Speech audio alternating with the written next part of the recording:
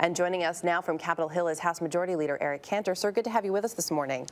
Good morning, Erica. As we looked at, and it has been sort of analyzed, of course, over the past few days, the Republican plan, it essentially looks to slash the deficit through cuts.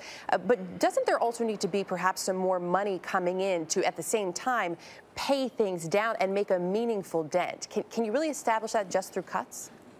Erica, you're right. We cannot fix our fiscal crisis and bring down the debt just through cuts alone. But everybody understands that Washington has been on a spending binge of late, and we've got to start spending money the way that the taxpayers are right now, and that's learning how to do more with less.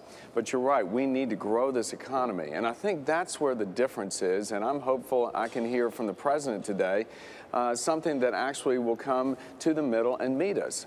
I don't think there are many Americans right now who want to pay more taxes. We're a few days out from tax day, and I think most people understand that Washington doesn't have a revenue problem, it has a spending problem.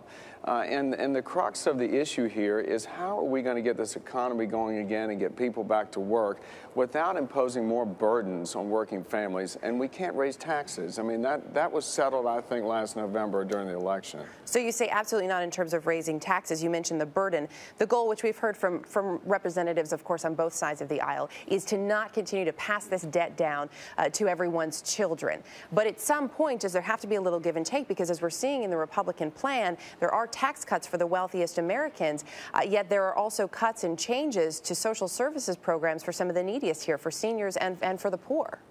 Well, what we have proposed, when you're talking about the kinds of programs that have posed the biggest challenge as far as our debt is concerned, you're talking about the entitlement programs. And the reality is the Congressional Budget Office says these programs like Medicare and Medicaid are in serious trouble, and within the next 10 years will go into a bankrupt-like situation.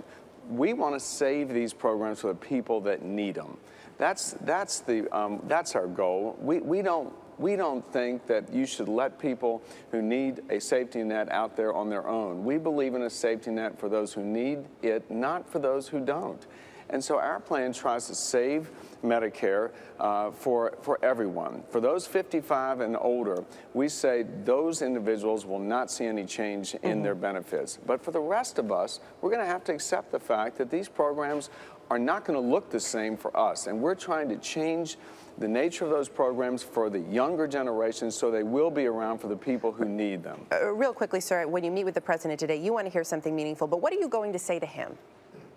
Well, we're going to say to him, look, that we're glad you're finally coming to the table. You know, the president has missed the opportunity when he presented his budget to the country in the State of the Union address.